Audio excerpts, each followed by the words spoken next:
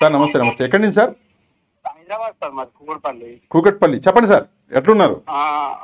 బాగున్నాం సార్. బాగున్నారు సార్? బాగున్నా చెప్పండి. నిన్న జగన్ గారు వచ్చారన్న సంగతి మాకు లేట్ గా తెలిసింది సార్.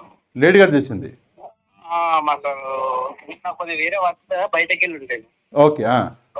అందువల్ల లేకుంటే కానీ వచ్చేసరికల్లా లోటస్ పాండ్కి వెళ్ళిపోయారు అన్న. అచ్చా, మీరు వచ్చేసరికి లోటస్ పాండ్కి వెళ్ళిపోయారు? పోవడానికి కూడా ప్లేస్ దొరకక వెళ్ళలేదు సార్. ఇక ట్రాఫిక్ జామ్ ఉంది అక్కడ, మొత్తం అంతా బ్లాక్ అయిందంటే అయిపోయినాం అన్నట్టు. అంతేనా? కానీ వెళ్ళే ప్రయత్నం అయితే చేశారు? చేశారు సార్. ఎందుకు సార్ అక్కడికి వెళ్ళడము? ఏమన్నా అంటే ఇప్పుడు వీళ్ళు పచ్చ మీడియా ఏమంటున్నారంటే రప్ప చేయనికి పేరు అంటున్నారు. రప్పాలు అనేది వాళ్ళు చూసుకుంటారు సార్. మనకి ఏంటంటే ప్రేమించడం ఒకటే తెలుసు జగన్ అన్నకి. ఏం చేయడం తెలుసు? ప్రేమించడం ఒకటే తెలుసు జగన్ అన్నకి. ప్రేమించడం ఒకటే తెలుసు జగన్మోహన్ రెడ్డి గారిని. అంతే. ఆయన అభిమానులకు కూడా మనకు కూడా మాకు కూడా తెలుసు అది ఒకటే. అంతే. ఎవరేమన్నా ప్రేమించడం ఒకటే, అదొకటే సమాధానం. ఎందుకు సార్, ఎందుకు ఈ ప్రేమ?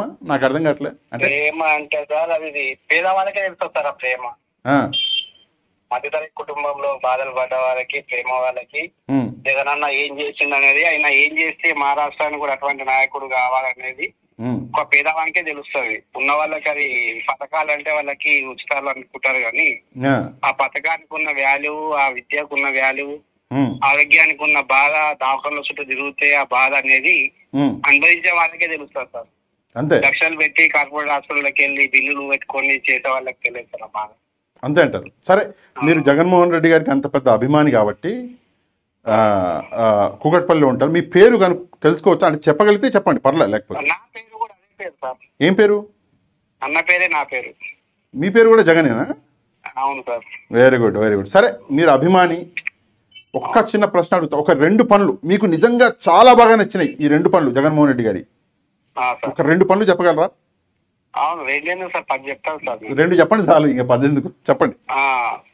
పేద వికలాంగులకి, వృద్ధులకి ఇంటి దగ్గరికి పెన్షన్ తీసుకొచ్చేసిన మొట్టమొదటి వ్యక్తి అయినాను సార్. ఇంటికే తీసుకొచ్చి పెన్షన్ గురించి లైన్లో కడితే నేను కూడా హ్యాండిక్యాప్ సార్. ఆ పెన్షన్ కోసం లైన్లో కడతా బాధ ఎప్పుడుగా మా తెలుసు సార్. తెలంగాణ మాది. ఇప్పుడు పెన్షన్ ఇచ్చిన రోజు పోయి లైన్లో కడతాం, ఎండలో బుక్కులు పెట్టేసి కూర్చుంటాం. మా బాధ మాకు తెలుసు సార్. ఓకే. అక్కడ పేదవాళ్ళకి ఇంటి దగ్గర తీసుకొచ్చి ఇంట్లో ఇచ్చిందంటే అది చాలా గొప్ప విషయం సార్. అది ఇంకోటి హాస్పిటల్ సార్. ఆరోగ్యశ్రీని అంతా డెవలప్ చేసింది మా రాజశేఖర రెడ్డి. దాన్ని కొనసాగించింది జగన్ అన్న. 25 లక్షలు చేశాడు. 5 లక్షలు ఉంటే 25 లక్షలు చేశాడు. దాంతో పాటు స్కూల్ సార్, నాడు నేడు కింద అది ఇంగ్లీష్ మీడియం పెట్టడం అనేది అది ఎవరు కూడా కళ్ళ కూడా ఊహించారు సార్. గవర్నమెంట్ స్కూల్లో ఇంగ్లీష్ మీడియం పెట్టి ఆ ఫెసిలిటీ కల్పించడం అనేది చాలా గొప్ప విషయం సార్. ఓకే. ఆయన పెట్టిన స్కూల్ ఎఫ్ఐటిక్ కానీ, ఆయన హాస్పిటల్ కానీ.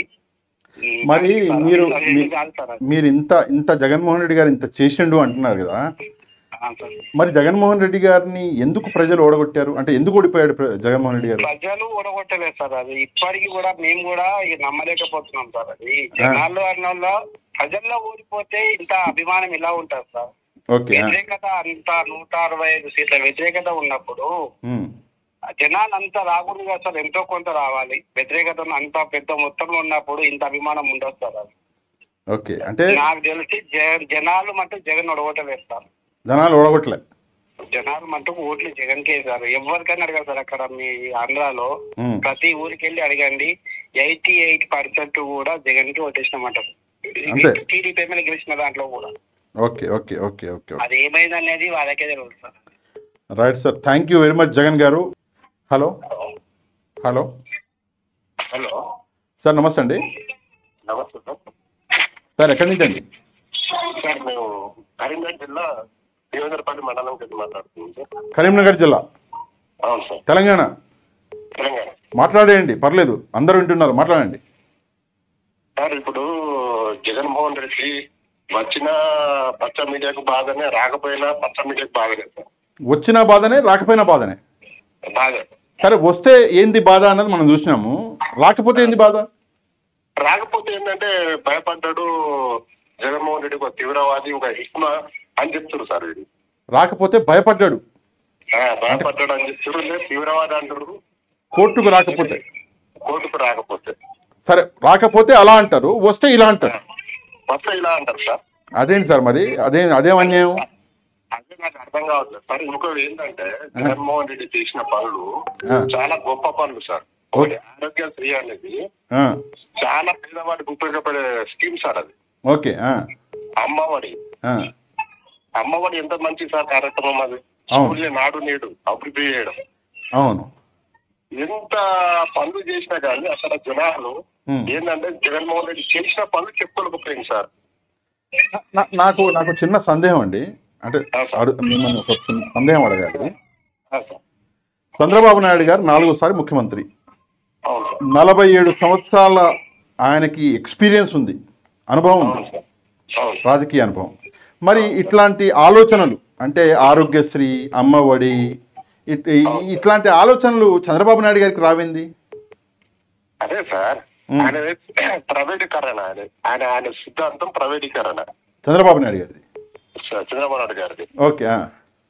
జగన్మోహన్ రెడ్డి అంటే ప్రభుత్వ విధానంలోనే ప్రభుత్వంలోనే పరిపాలించాలి, జనాలకు మంచి చేయాలని ఉంటుంది జగన్మోహన్ రెడ్డి గారి. అంతే అండి. ఓకే. నిజంగా చెప్పాలంటే జగన్మోహన్ రెడ్డి ఓడిపోవడానికి కారణం రోడ్లు వేయకపోవడమే కారణం సార్. రోడ్లు వేయకపోవడం, రోడ్లు వేయకపోవడమే కారణం. ఓకే, చాలా మంచి విషయం చెప్పారు. ఒక రోడ్లు, ఎందుకంటే సార్ నేను ఒక డ్రైవర్ని, నేను హైదరాబాద్ లో ఉంటా కానీ ప్రస్తుతం ఇప్పుడు ఊర్లో ఉంటున్నా. జగన్మోహన్ రెడ్డి అధికారం ఉన్నప్పుడు నేను ఆంధ్ర మొత్తం తిరిగినా సార్. ఓకే. పథకాలు ఓకే సార్, పథకాల గురించి ఎవరు మాట్లాడలేదు కానీ విషయం ఏంటంటే ఒక రాజధాని విషయం, ఒక రోడ్ల విషయం, ఈ రెండు విషయాలు సార్. రోడ్లు వేస్తే జగన్మోహన్ రెడ్డి అధికారంలో వచ్చినాడు, అది రోడ్లు ఏ మూలంగానే ఓడిపోయిందని నా ఉద్దేశం సార్. అది లేదు, మీరు ఒక అంటే యాజ్ ఎ పబ్లిక్ గా మీరు మీ విషయాన్ని మాట్లాడుతున్నప్పుడు మీరు చెప్తున్న విషయం ఏదో చూసే చెప్పుంటారుగా సార్. నేను తిరిగినా కాబట్టి నేను చెప్తున్నారు. లేదు, మీ విషయాన్ని అంటే మీరు చెప్పే మాటని 100% గౌరవించాలి. ఎక్కడైనా మిస్టేక్ జరిగితే దాన్ని సరి చేసుకోవాలి. సరే, ఒక విషయం అడుగుతానండి, ఒక్క విషయం అడుగుతాను, తర్వాత నెక్స్ట్ కాలర్కి వెళ్దాము. మీరు తెలంగాణ వాసి. అవును సార్. జగన్మోహన్ రెడ్డి గారి మీద మీకు ఎందుకు అభిమానం?